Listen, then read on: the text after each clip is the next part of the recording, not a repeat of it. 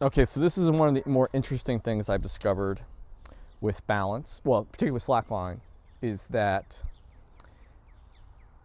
I attribute it to my increased ability in balance with my increased ability to stand on the slack line. But in turn, what actually it is my increased ankle strength. Because the initial move, at least for me, this initial move was always the hardest, because what ends up happening is the slack line shakes all over the place. And I mean, I remember when I first got this thing, this was impossible. Because my leg would shake uncontrollably and I'd have to move. So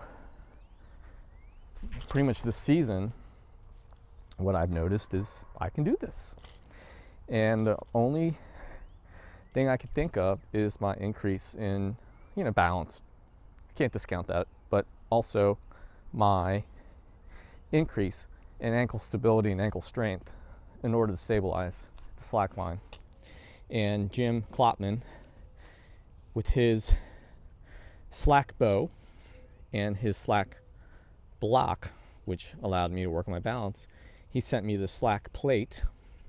One of Jim's tests on the slack block is to stand on the slack block for 2 minutes per leg, which sounds easy. It is not. And then when you add, like, say, movements with it to try to destabilize yourself, to work on your balance, it adds even more challenge. And then you add a weight to it. Wow, we got bugs now. It is February 28th and we have flies flying around. Anyway, back to the 2-minute test. On the slack block, it's very hard, difficult, but you're also low to the ground, so the risk of injury is almost, it's not nil, but it's very low. And Jim stepped it up a notch by making the slack plate to go on a slack line, and he adapted his test to the slack line, the 2-minute test to the slack line. And so I'm testing it now. Instead of doing my pistol squats, I'm actually just trying to go for time now, and it's not easy. But man, this is working on your ankle, your hip, your quad, your calf, your tibs. Oh, this is a great exercise. So anyway, like I said, the increase in my balance was attributed to my actual balance and also my ankle strength. So one of the interesting things I discovered in building the backyard gym was that the weeding was actually a very good warm-up for my joints. And today the weather is amazing. I wish I got out earlier, but it is what it is, and trying to get my hands warmed up, because this joint, sorry about that, tennis elbow is acting up here. I got to work on that a little bit, but warming it up should help some. And I was just working on my balance. I'll go back to that in a minute, but I'm trying to take up 10 billion little weeds in this patch of area, because grass doesn't want to grow because it's shady, and the weeds that are growing here love to spread out. Yeah, so Ninja Gardener, the Ninja Gardener, that'd be kind of cool. That'd be kind of a cool ninja name, wouldn't it? Anyway, just thought I would share this interesting warm-up technique of mine outside. I'm gonna go do some more balance stuff, and then I'm going to do some floating monkey bars. By the way, this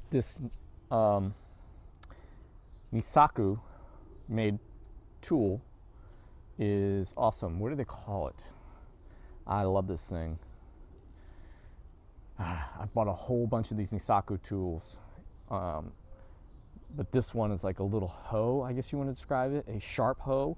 Man, if you got brains by this thing, it would suck balls. Anyway, enough of that, back to work.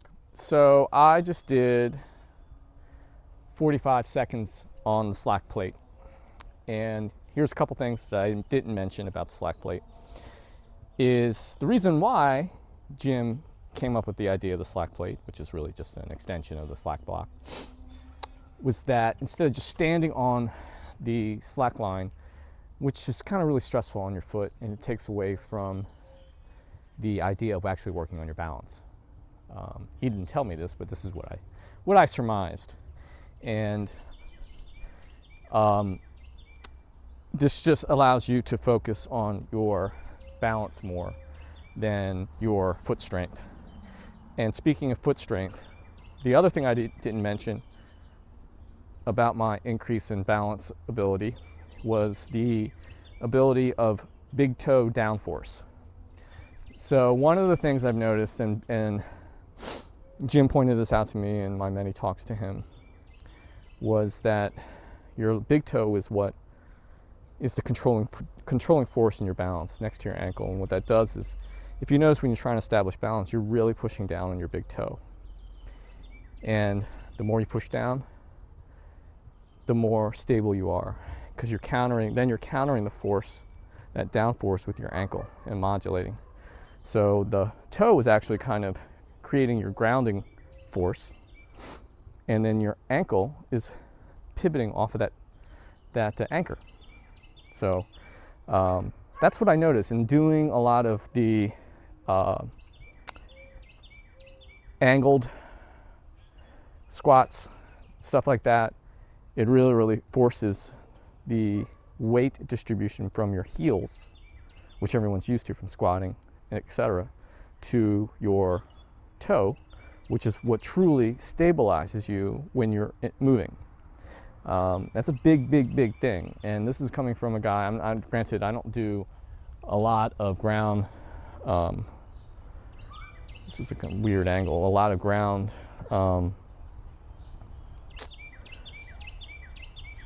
sports like running, etc. Brain fart.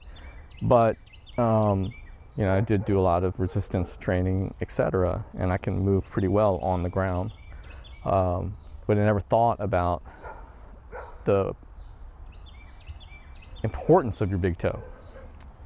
And it's really evident when you are on something where you can sustain it for a long time, like a slack block or slack plate on a slack line, is that you really notice how much you're pushing down on that big toe.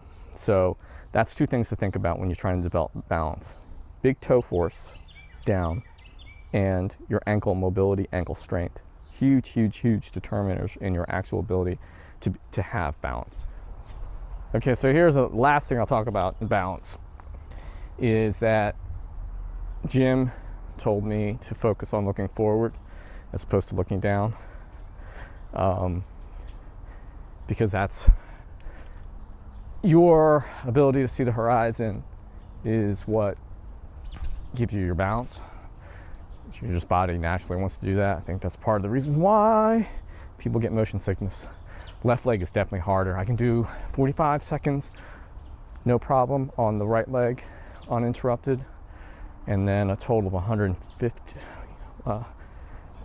a minute 15 on the leg with a break at 45 seconds. Anyway, it's hard to talk on your non-dominant leg and doing this. Yeah, anyway, look forward and working on your balance.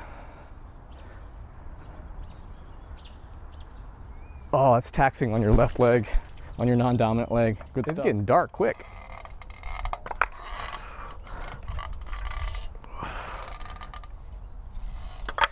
That's like no man's land. Woo-hoo-hoo-hoo.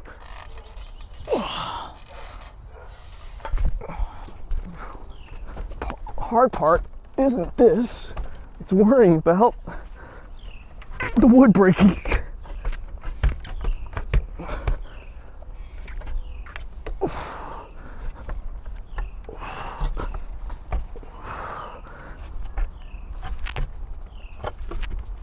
Okay, so now I'm using something I haven't used since probably late August.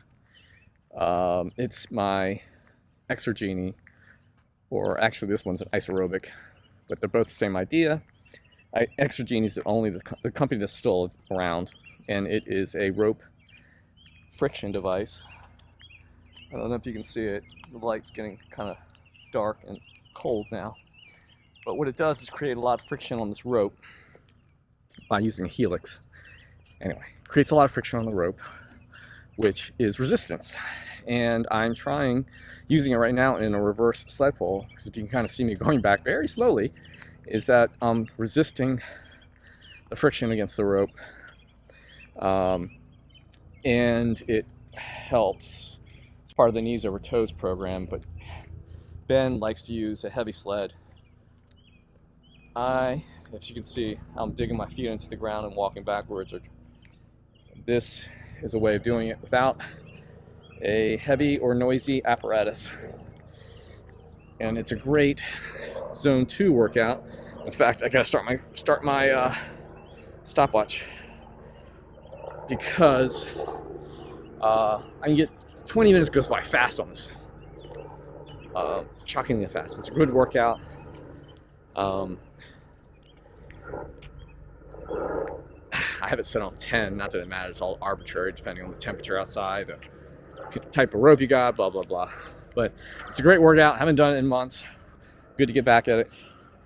I plan on trying to do this before I go the next couple weeks while it's getting nicer out. And it's getting dark. Anyway, I'll be back inside in a little bit. Okay, so I'm back inside.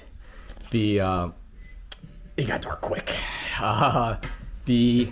Right as I filmed that last part of me doing that little mini tutorial, a whole herd of deer came running past. It was pretty cool to see. Kind of wish I had the camera to capture it, but it happens so often, and it's really not that big of a deal. Anyway, I did 20 minutes of that. My leg's gonna be sore because it's using muscles I'm not used to using. Muscles used to walk or pull something in reverse. And I was talking to my buddy Eric in Australia, great physiotherapist, and we've been comparing notes for years. Never met in person, but I meant to meet him one time in LA in 2018, but just never made it out there for Worlds. But anyway, he's a few years younger than me, and we both agree that a lot of master sports-specific athletes, they get trapped in a loop of trying to focus on getting really good at their sport, whatever it is, in our case, cycling, and they neglect everything else in their body, and the injuries start to happen, pile up. And that's precisely what I said to Eric. That's my biggest takeaway for the last 10 years, is that's what I've learned. And thank God Ninja dropped into my lap. I was already on that path, but it really forced me to try to pursue that part of me of working and using muscles that I hadn't used in a long time, and honestly felt that I didn't have that capability anymore. And that was basically my long-winded way of getting around to why doing the reverse sled pull, or the exergeny pull I was doing, I was showing you guys, is to use muscles you're not used to using. It goes into the whole idea of embrace being an amateur, embrace using muscles that you're not used to using. And like I said, I'm gonna be sore tomorrow. Like I got that 15 minutes of the 20, and I'm like, oh, I'm gonna be sore, but I'm gonna gut through and get to the last 5. That way, I got everything out of the workout as I could, and kept all that time under tension and everything else. But man, because that's we want to be comfortable in life. We desperately want to be comfortable, right? When you're older, you think like, oh, the reward for me is to have comfort, the luxuries of life, being able to go on nice vacations, a nice car, the nice home, and everything else. I want to be comfortable and have a nice furniture. I got all that, but I don't use the furniture, barely use the car. It's for real. And that's the thing. I got a nice luxury car, and I never drive it. And I have a nice home. The irony is the part that I use is considered the junk room. in most homes, the garage. In my house, in my case, my house, this is where all the money is. When this is where all the magic happens. Well, actually, this half of the house because the bedroom's above. Anyway, but you get my point. Is in life, as we get older, we think we need to reward ourselves with comfort, but that's precisely the opposite of what we should be doing. We should be working hard to be uncomfortable, because you know it's really uncomfortable, being laid up in a hospital bed, being infirm, and when you're not used to that kind of suffering, then it sucks. But ideally, is you prepare yourself so you delay that uncomfortable stay in a bed or whatever, God forbid it is. Wow, that's kind of quite insightful of a tirade I just went on. But yeah, so embrace being uncomfortable in your waning years. Waning meaning after 45, because it's only going to make you a better person. Anyway, speaking of which, I'm going to go do some leg work today on top of the stuff I just brutally worked on my legs. I'm going to go do some weights, and I'm going to try to go to the Ninja Gym tomorrow. So maybe I'll save up my hands and my grip strength, despite doing the monkey bars and the double staircase. Be back in a minute.